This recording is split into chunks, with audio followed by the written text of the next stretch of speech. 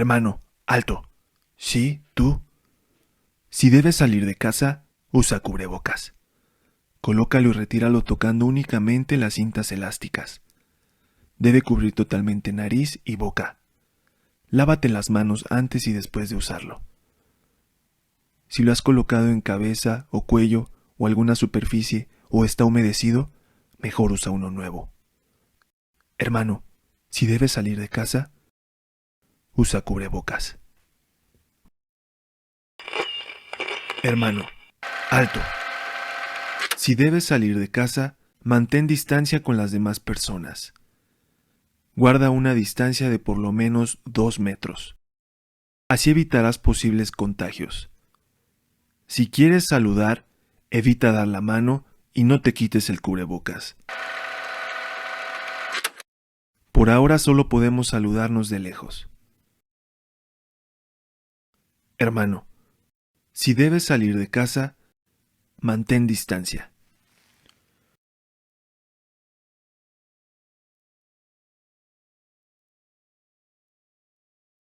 Buenas tardes, hermanos. Gracias a Dios que nos permite reunirnos nuevamente hoy aquí. Sean todos ustedes bienvenidos. Vamos a hacer una oración para iniciar. Inclinen su rostro, por favor. Señor, te agradecemos en esta hora, Dios, que tú nos permitas reunirnos, aunque virtualmente, Señor, aunque a la distancia, nos permitas congregarnos, Señor, en tu nombre. Gracias, Dios, porque eres tú el que nos ha traído, Señor. Te rogamos, por favor, en esta hora, Dios, que tú bendigas a tu pueblo, que tú bendigas a tu iglesia, Señor, con tu consejo, Señor, con tu palabra. Bendice al predicador, Dios. Usa su vida, Señor, para hablarnos lo que tú quieres obrar, Señor, en tu iglesia, Señor. Que, Dios bendito, atendamos a tu consejo, Dios. Abre el corazón y los oídos de tu iglesia, Señor bendito, para que se pueda obrar lo que tú quieres en nuestras vidas, Señor. Que tu Espíritu Santo nos ayude, que tu Espíritu Santo guíe, Señor, esta reunión. Bendice al grupo de alabanza, bendice, Señor, a cada hijo tuyo en sus hogares, Dios. Gracias porque tú nos das todas las cosas, Dios. Gracias por este momento. Gracias en el nombre de Cristo, mi Dios. Amén. Hermanos, vamos a abrir nuestra Biblia en la carta a los Hebreos y vamos a leer en el capítulo 10 los versículos del 19 al 22.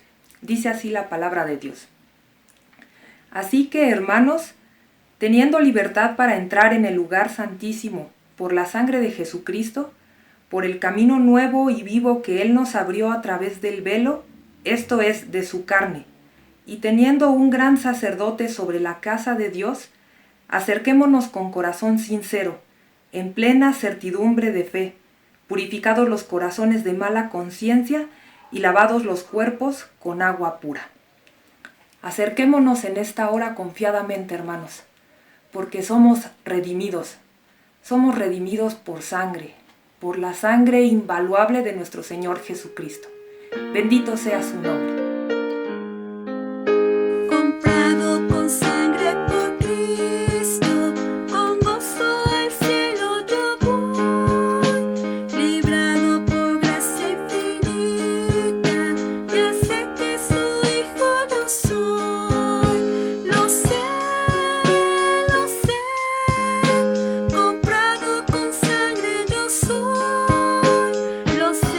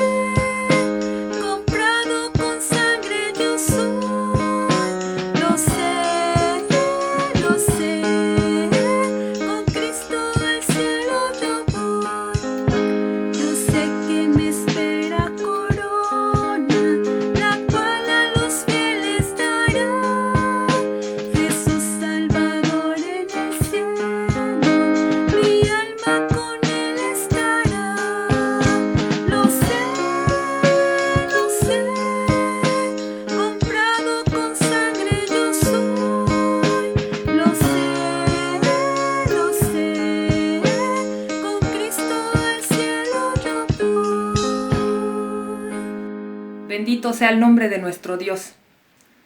Vamos a leer ahora Apocalipsis en el capítulo 4 y vamos a leer el versículo 6 y del versículo 9 al 11. Dice así la palabra de Dios. Y delante del trono había como un mar de vidrio semejante al cristal, y junto al trono y alrededor del trono 4 seres vivientes llenos de ojos delante y detrás.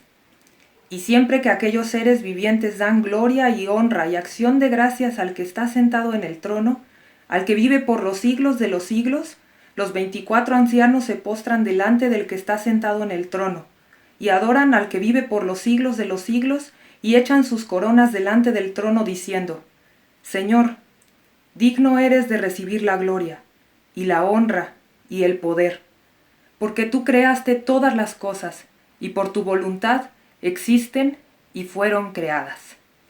Alabemos al único que es digno de toda nuestra gratitud, de toda la alabanza y de toda la honra. Alabemos a nuestro Dios. Al estar ante ti, adorado frente al mar de cristal,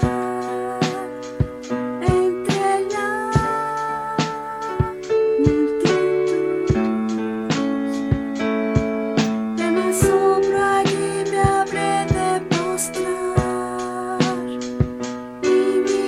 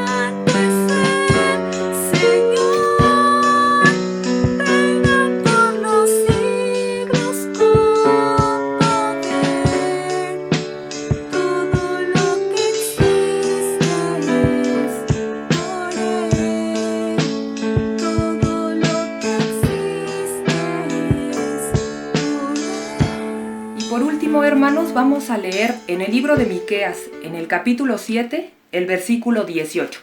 Dice así la palabra de Dios. ¿Qué Dios como tú, que perdona la maldad y olvida el pecado del remanente de su heredad? No retuvo para siempre su enojo, porque se deleita en misericordia. ¿Qué Dios como el nuestro? No lo hay, hermanos. Bendito sea nuestro Dios. Entonemos este último canto que lo exalta por ser un Dios de amor. Alabado sea su nombre. Amor tan grande, profundo y sublime, es el amor de mi Señor. No hay nada en el mundo que pueda igualarse al grande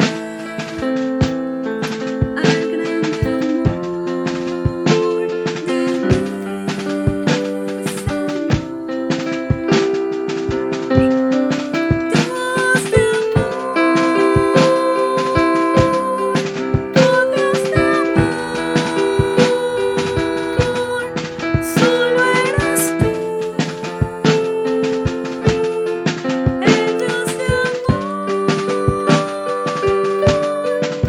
hay otro Dios como tú, fuera de ti no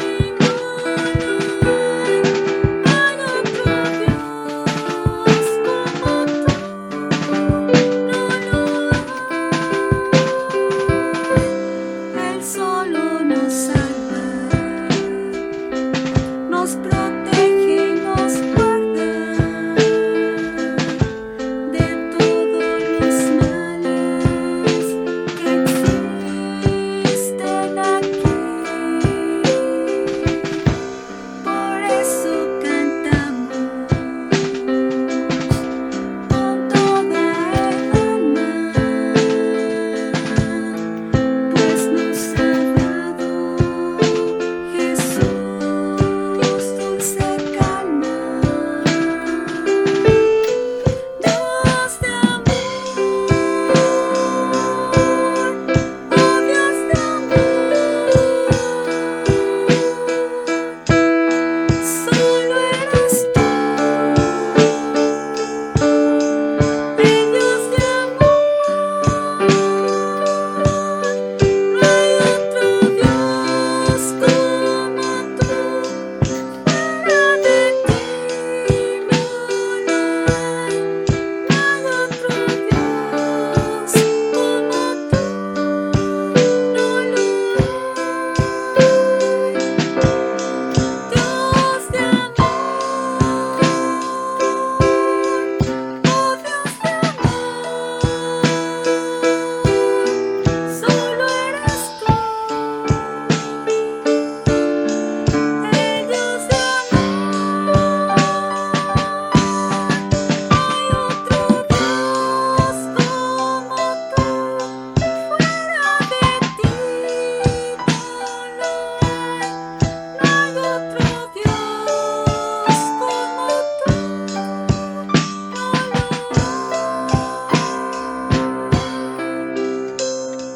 Recibamos al predicador de esta noche, nuestro hermano Víctor Láscari. Que Dios los bendiga, hermanos. Un fuerte abrazo.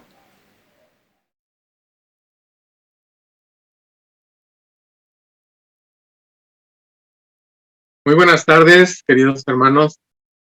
Les saludo este día, nuestro culto del jueves, donde hemos estado viendo una serie de capítulos del libro del profeta Isaías, empezando con el capítulo 35, luego siguiendo con el 40.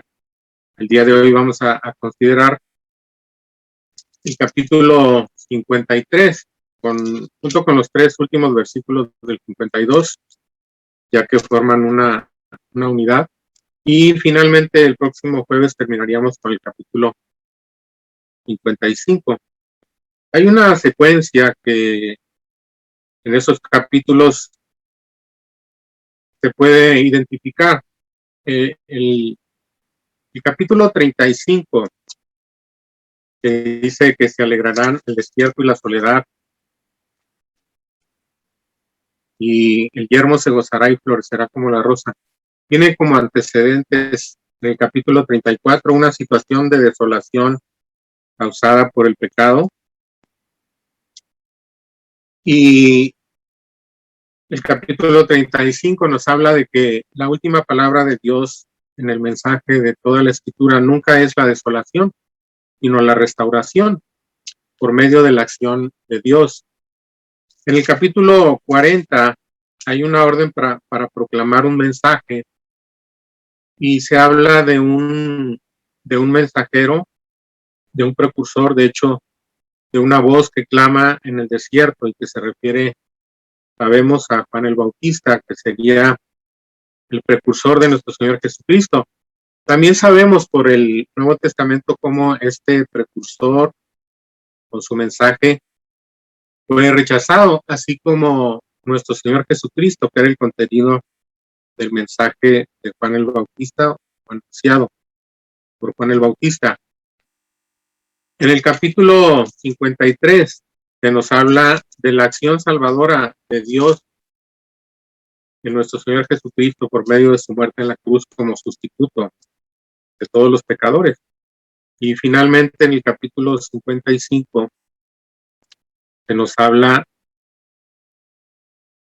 de una invitación que se puede hacer, o que Dios puede hacer, en vista de que Jesucristo llevó el pecado de todos los hombres en la cruz. Y hay una invitación en el versículo 7, dice: deje el impío su camino y el hombre inicuo sus pensamientos, y vuélvase a Jehová, el cual tendrá de él misericordia, y al Dios nuestro, el cual será amplio en perdón. Vamos a ver entonces el día de hoy el capítulo 53, y antes de continuar vamos a hacer una oración. Bendito Dios y Padre, te damos gracias, Señor, porque podemos en esta tarde, Señor, estar juntos, reunidos para escuchar tu palabra, y porque tu palabra siempre nos trae un mensaje de salvación, Señor, de restauración, de corrección, de edificación. Y te pedimos en el nombre de Jesús que tú nos hables para que nosotros podamos ser bendecidos por ti, Señor, en cualquiera situación que nos encontremos, oh Dios. Tú tienes un mensaje para nosotros. Gracias te damos en el nombre de Cristo Jesús. Amén. Realmente, aparte de esta conexión que tienen los capítulos que he mencionado, capítulo 35, 40, 53 y 55, hay una perspectiva aún más amplia que nos presenta el profeta Isaías, ya que muchas de las bendiciones que él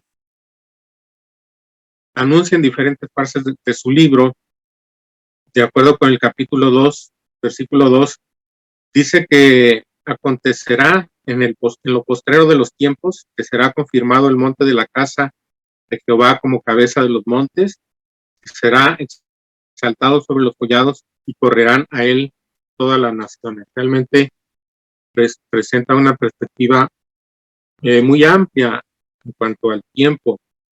Y en el último capítulo que vamos a ver, que es el 55 en esta breve serie,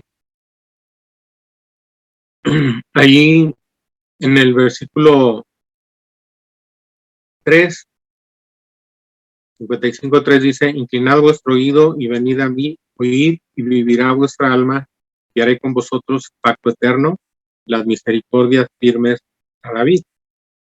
Por una parte, esas misericordias firmes a David se refieren a un reino eterno prometido al rey David, que reinaría perpetuamente, un descendiente de él sobre la nación de Israel. Sería un reino eterno. Sabemos por el Nuevo Testamento,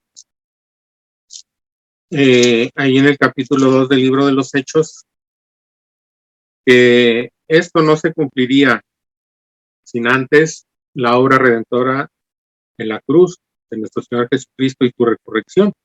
Ahí en el capítulo 2 del libro de los Hechos dice, varones israelitas, versículo 22 en adelante. Varones israelitas, oíd estas palabras. Jesús Nazareno, varón aprobado por Dios entre vosotros, con las maravillas, prodigios y señales que Dios hizo entre vosotros por medio de él, como vosotros mismos sabéis, a este entregado por el determinado consejo y anticipado conocimiento de Dios, prendisteis y matasteis por mano de inicuos crucificándole, al cual Dios levantó, suelto los dolores de la muerte, por cuanto era imposible que fuese retenido por ella. Porque David dice de él, veía al Señor siempre delante de mí, porque está a mi diestra, no seré conmovido. Por lo cual mi corazón se alegró, se gozó mi lengua, y aún mi carne reposará en esperanza, porque no dejarás mi alma en el Hades, ni permitirás que tu santo vea corrupción. Me hiciste conocer los caminos de la vida, me llenarás de gozo con tu presencia. Varones hermanos, se os puede decir libremente del patriarca David, que murió y fue sepultado. Su sepulcro está con nosotros hasta el día de hoy, pero siendo profeta y sabiendo que con juramento Dios le había jurado que de su descendencia en cuanto a la carne levantaría al Cristo para que se sentase en su trono, viéndolo antes, habló de la resurrección de Cristo, que su alma no fue dejada en el Hades y su carne vio corrupción. A este Jesús resucitó Dios, de lo cual todos nosotros somos testigos. Y en el capítulo 13 de este mismo libro de los Hechos, habla de lo mismo, dice, porque los habitantes de Jerusalén y sus gobernantes, no conociendo a Jesús, ni las palabras de los profetas que se leen todos los días de reposo, las cumplieron al condenarle, y sin hallar en él causa digna de muerte, pidieron a Pilato que se le matase. Y habiendo cumplido todas las cosas que de él estaban escritas, quitándole del madero, lo pusieron en el sepulcro, mas Dios le levantó de los muertos. Y él se apareció durante muchos días a los que habían subido juntamente con él de Galilea a Jerusalén, los cuales ahora son sus testigos ante el pueblo. Y nosotros también os anunciamos el evangelio de aquella promesa hecha a nuestros padres, la cual Dios ha cumplido a los hijos de ellos, a nosotros, resucitando a Jesús, como está escrito también en el Salmo 2. Mi hijo eres tú, yo te he engendrado hoy. Y en cuanto a que le levantó de los muertos para nunca más volver a corrupción, lo dijo así: os daré las misericordias fieles de David. Y estas son las mismas palabras que dice Isaías 55: haré con vosotros pacto eterno, las misericordias firmes a David. Y vemos que hay una perspectiva amplia que llega hasta el final de los tiempos, porque Isaías cierra en su capítulo 65 y 66 hablando de los cielos nuevos y la tierra nueva. Y regresando un poquito al libro de los Hechos, en el capítulo 15, en el primer concilio, el concilio de Jerusalén, ahí Jacobo dice unas palabras muy significativas. Dice: Simón ha contado cómo Dios visitó por primera vez a los gentiles para tomar de ellos pueblo para su nombre.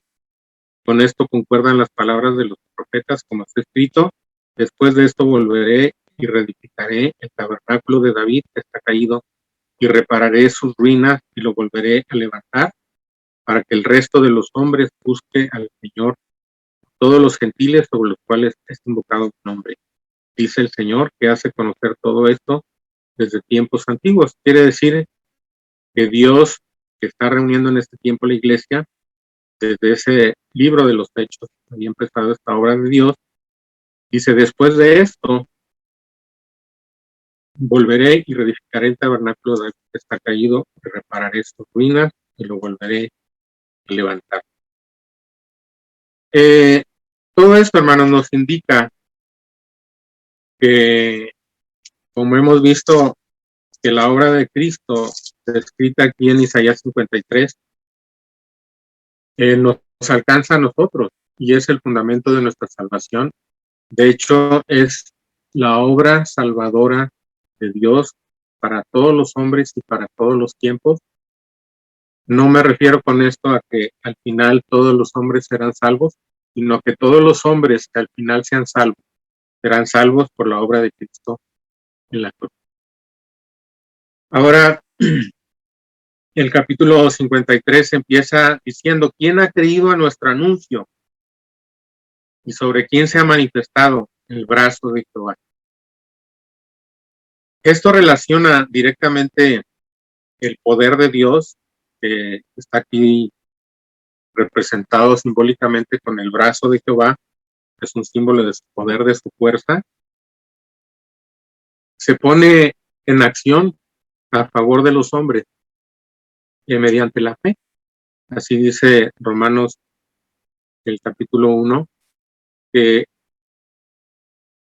Pablo dijo: no me avergüenzo del evangelio porque es poder de Dios para salvación a todo aquel que cree. Esta obra salvadora de Dios por medio de nuestro Señor Jesucristo se expresa a través de la fe. Se expresa aquí en estas dos preguntas: ¿quién ha creído a nuestro anuncio? ¿Sobre quién se ha manifestado el brazo de Jehová? Y lo que sigue en el versículo 2 es la respuesta. La representación de quién, no digamos de qué es el poder de Dios, sino directamente quién es el poder de Dios. Los versículos anteriores del capítulo 52 habla Jehová de su siervo. He aquí que mi siervo será prosperado, será engrandecido y exaltado y será puesto muy en alto. Y habla de él de manera como una exaltación, como un dominio sobre todas las naciones, después de haber pasado por un sufrimiento extremo, de hecho, inconcebible desde la comprensión humana. Pero aquí en este versículo 2 del capítulo 53, dice que el aspecto de este siervo que será prosperado, por medio del cual se manifestará el poder de Dios para salvar.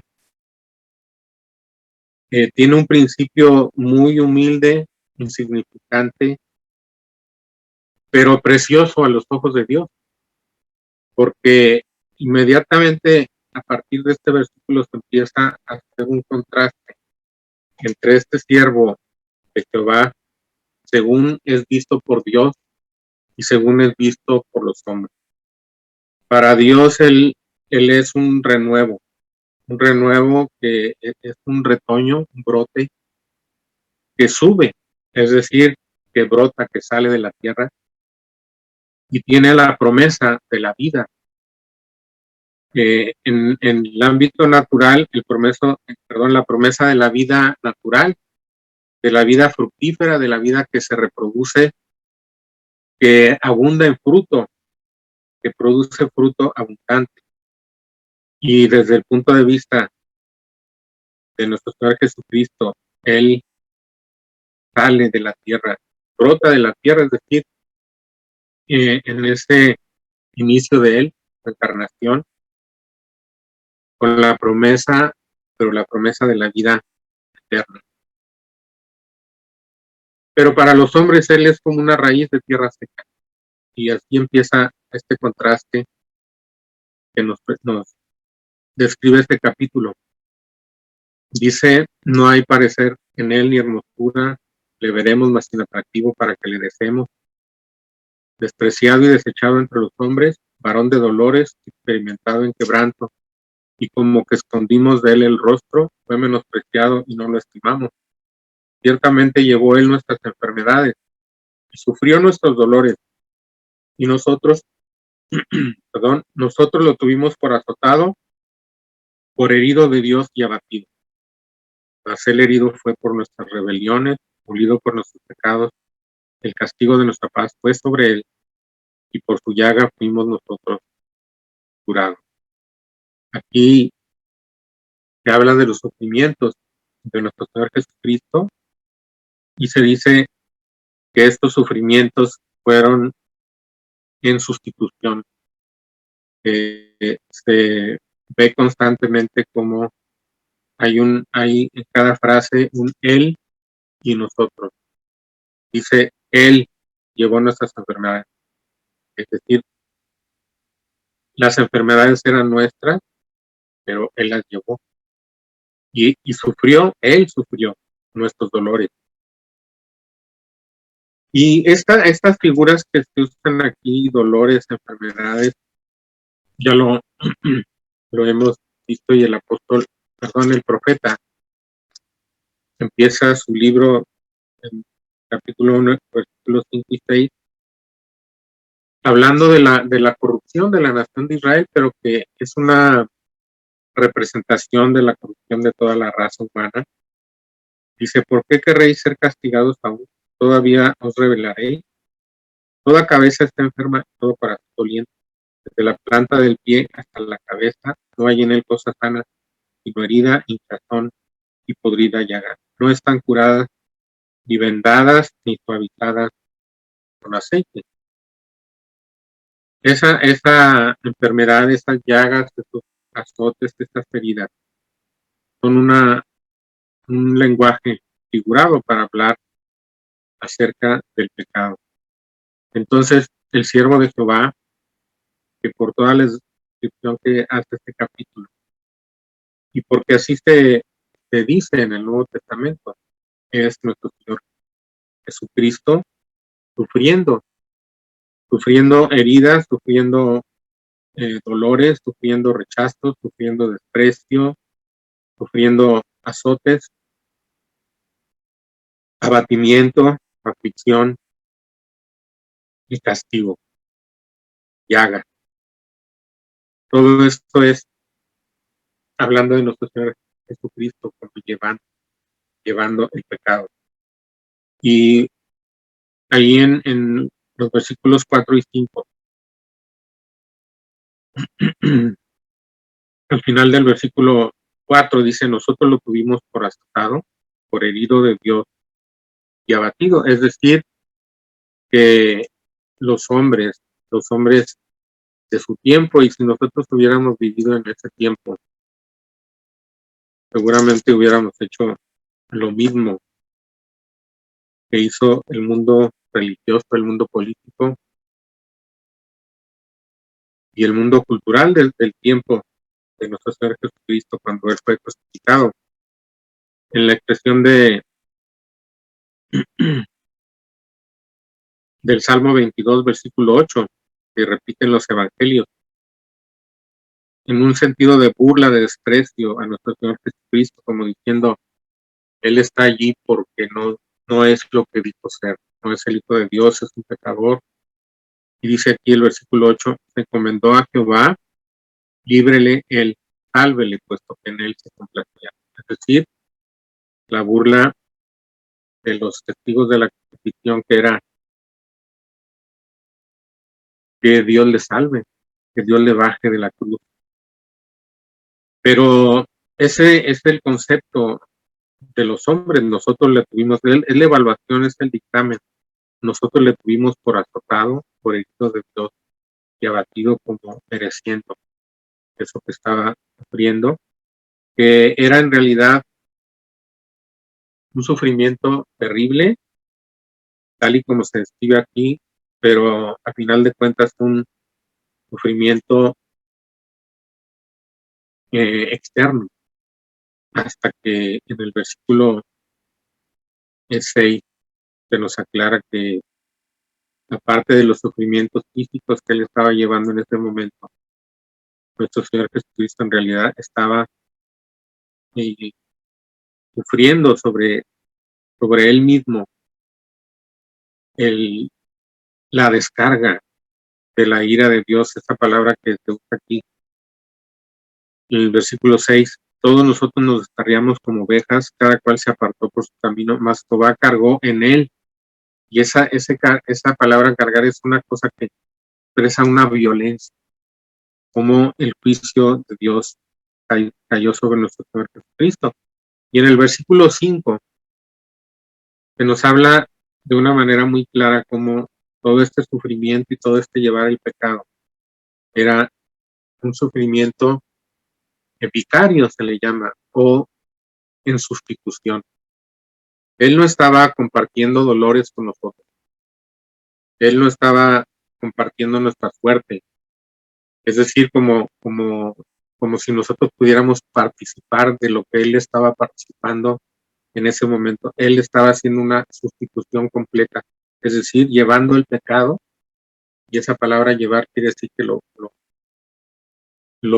puso sobre él, lo cargó, lo llevó, no lo arrancó de nosotros y lo arrojó lejos, sino lo tomó de sobre nosotros y lo puso sobre él mismo.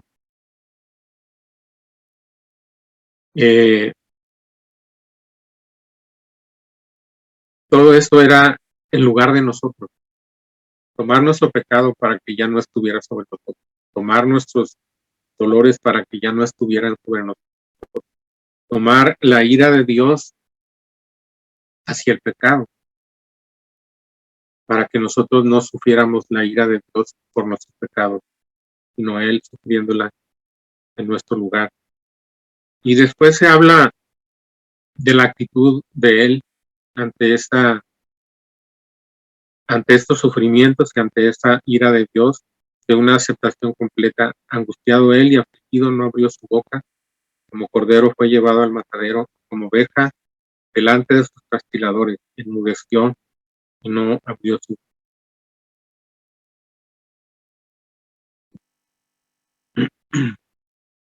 Se nos habla también del juicio. En realidad no fue un juicio como debía llevarse, sino dice aquí por cárcel, más bien debe decir de la cárcel y del juicio fue quitado. Esto lo podemos nosotros ver ahí en el libro de los Hechos, capítulo 8, versículo 35, cuando Felipe va a predicarle al etíope y le explica este pasaje. Dice que un eunuco iba leyendo el pasaje que acabamos de leer nosotros en Isaías: como oveja a la muerte fue llevado y como cordero mudo delante del que lo trasquila. Así no abrió su boca. En su humillación no se le hizo justicia, es decir, su juicio fue completamente anómalo. Mas su generación, ¿quién la contará? Porque fue quitada de la tierra vida. Y dice, y por la rebelión de mi pueblo fue herido. Aquí nosotros podríamos entender, y algunos así lo entienden o lo limitan, de que fue herido solamente por el pueblo, el pueblo de Israel, que en ese tiempo era su pueblo. Pero el versículo 6 tiene una cierta apertura o falta de especificación, y empieza con la misma frase que termina: todos nosotros nos descarriamos como ovejas, cada cual se apartó por su camino, mas Jehová cargó en él el pecado de todos nosotros. Y en el Nuevo Testamento nosotros podemos leer ahí en la carta del apóstol Juan, en la primera carta, en el capítulo 2, que dice que él estaba llevando el pecado de todos nosotros en su muerte. Dice ahí, primera de Juan capítulo 2, versículo 2, y él es la propiciación por nuestros pecados, y no solamente por los nuestros, sino también por los de todo el mundo. Entonces, dice, todos nosotros nos descarriamos como ovejas, cada cual se apartó por su camino. Mas Jehová cargó en él el pecado de todos nosotros. Todo esto que sufrió el Señor Jesucristo, el siervo de Jehová, es una medida de qué tan seriamente toma Dios nuestra rebelión y nuestra perversidad. Nosotros hablamos a veces de nuestros pecados y le decimos nuestras faltas, nuestros errores. nuestras equivocaciones, pero Dios no usa esas expresiones. Para Él, aquí las palabras que usa es rebelión, pecado, perversidad, corrupción. Y nosotros vamos viendo las palabras que se usan en diferentes partes de la profecía de Isaías. Por ejemplo, en el capítulo 57 al final, dice, pero los impíos son como el mar en tempestad, que no puede estarse quieto, y sus aguas arrojan cieno y lodo. No hay paz para los impíos. Y ahí en el capítulo 1, lo que leímos, una representación de la corrupción del pecado. Desde la planta del pie hasta la cabeza no hay en él cosa sana, vida, chazón, podrida llaga. No están curadas ni vendadas ni suavizadas con aceite. ¿Cómo podría remediarse eso que a veces nosotros tratamos con ligereza? Me refiero a el pensamiento humano, la psicología, la antropología, la sociología. Decimos faltas, errores, pero el rechazo de la humanidad a someterse al gobierno de Dios y nuestra insistencia en elaborar nuestros propios códigos morales que tratan con indulgencia nuestras peores inclinaciones, nuestra codicia, nuestra lujuria, nuestra violencia, nuestro odio. Para Dios son una cuestión de muerte y corrupción, a menos que alguien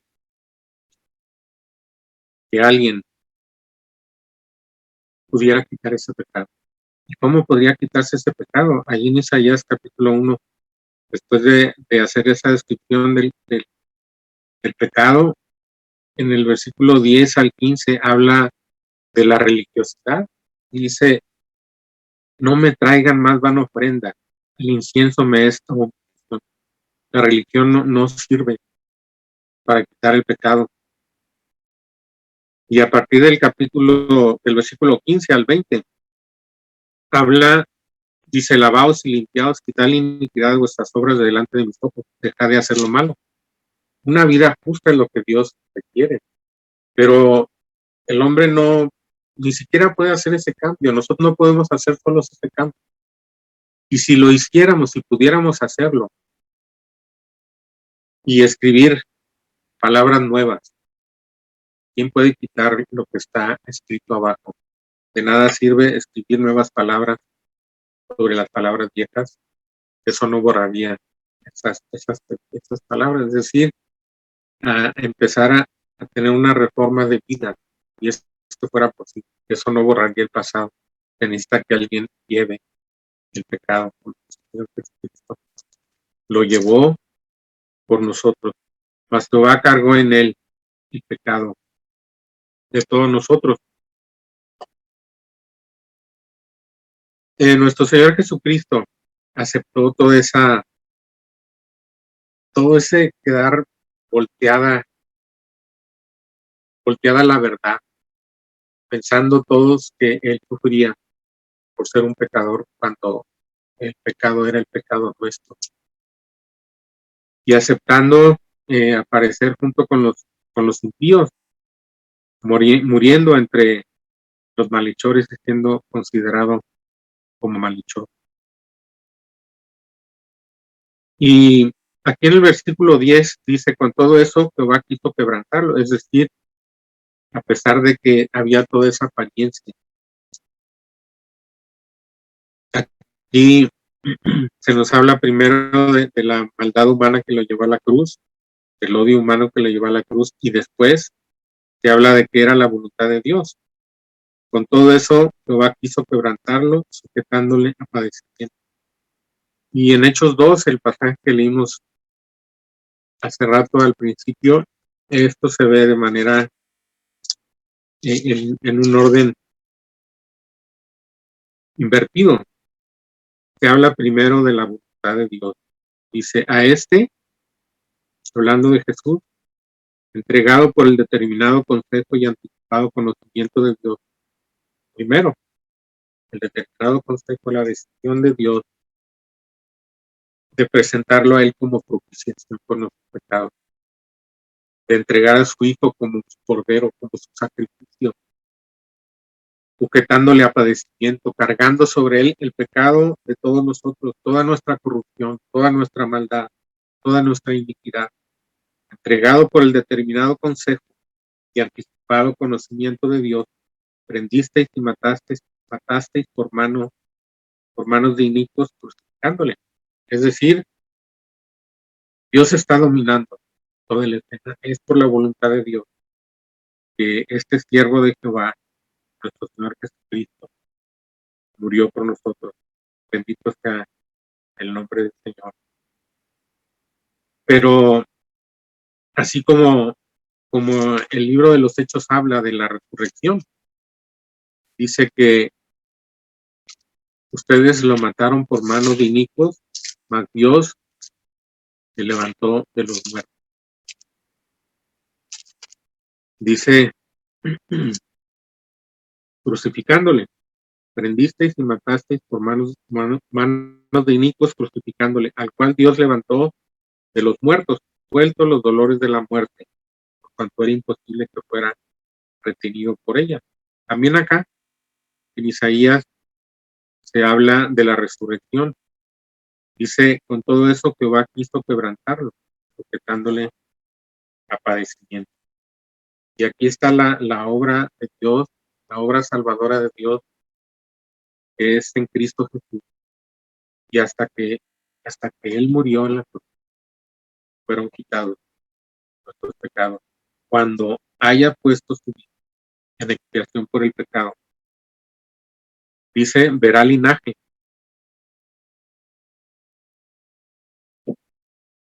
Es decir, vendrá una descendencia.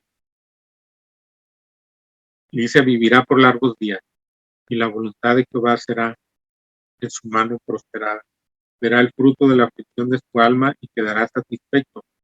Por su conocimiento justificará a mi siervo justo a muchos, llevará las iniquidades de ellos. Por tanto, yo le daré parte con los grandes, con los fuertes repartirá despojos, por cuanto derramó su vida hasta la muerte, fue contado con los pecadores, habiendo él llevado el pecado de muchos y orado por los transgresores. Fue la voluntad de Dios.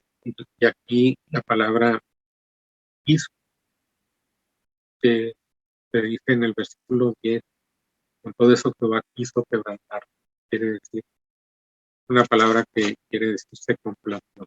Dios tuvo placer. Y asimismo nuestro Señor Jesucristo.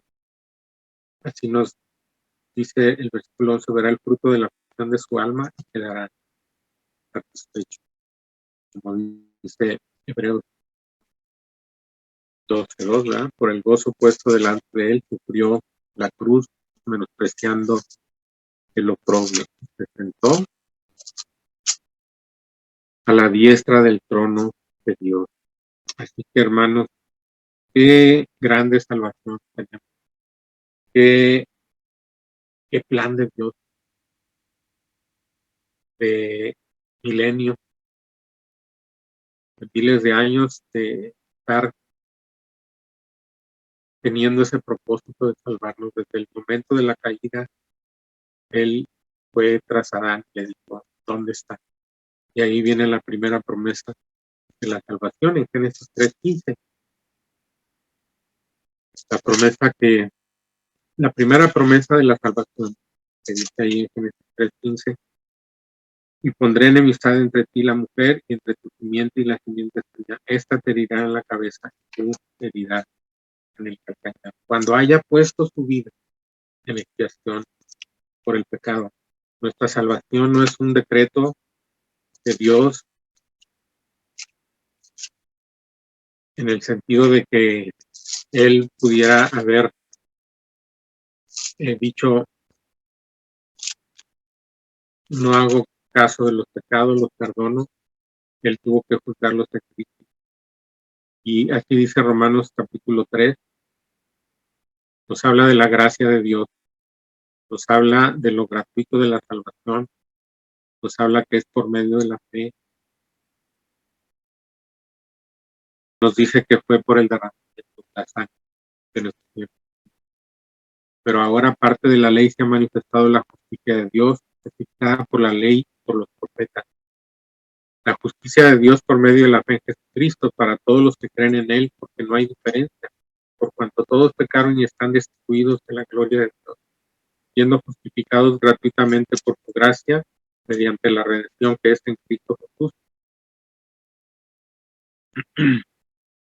a quien Dios puso como propiciación por medio de la fe en su sangre, para manifestar su justicia, a causa de haber pasado por alto en su paciencia los pecados pasados, con la mira de manifestar en este tiempo su justicia, a fin de que Él sea el justo y el que justifica al que es de la fe de Jesús.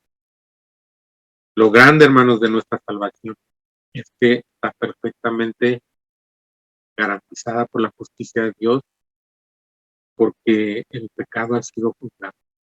¿Cómo podríamos nosotros escapar de estas consecuencias del pecado? Solamente que hubiera alguien que hubiera en nuestro lugar. ¿Dónde estaba ese alguien? Dios lo puso. Dios halló a alguien que se ha puesto en nuestro lugar.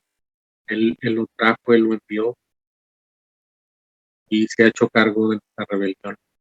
Nos ha hecho entrar en su reino, en su familia.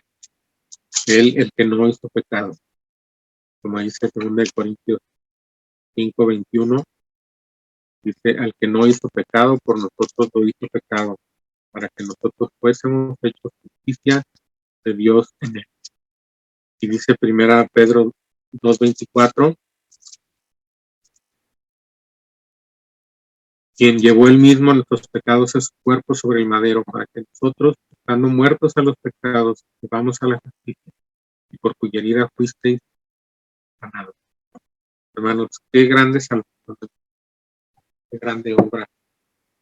Aún la restauración de la nación de Israel, la bendición a todas las naciones, la restauración de toda la creación, los cielos nuevos y la tierra nueva, son el resultado de la obra de nuestro Señor Jesús en la cruz. Toda la obra de Dios, toda la obra salvadora de Dios nace de la cruz. Entonces, demos gracias a Dios. Bendito Dios y Padre, te damos muchas gracias, Señor, por este Salvador, por este Cordero Santo, este Cordero Inocente, Señor, que ha muerto en nuestro lugar, que ha llevado nuestros pecados para que no estén sobre nosotros, que sufrió todas las consecuencias, toda la ira de tu justicia, de tu santidad contra el pecado, de esa santidad tuya que no puede tolerar el pecado, porque tu palabra dice, nuestro Dios es fuego consumidor, y cualquier rastro de pecado en nuestra vida, Señor, nos impediría entrar en tu presencia, pero Él llevó todos nuestros pecados en su cuerpo sobre el madero, y te damos muchas gracias, Señor. Permite que nosotros podamos entender, y como dice tu palabra, que así como uno murió por todos, entonces todos murieron cuando Él murió, para que los que vivieron ya no vivan para sí, sino para aquel que murió y resucitó por ellos, Señor, que tengamos a ti como el Señor de nuestras vidas, viviendo para ti cada momento, Señor, sirviéndote con todo nuestro corazón. Gracias, Señor, por tu grande salvación. Bendito sea tu nombre. Dios les bendiga.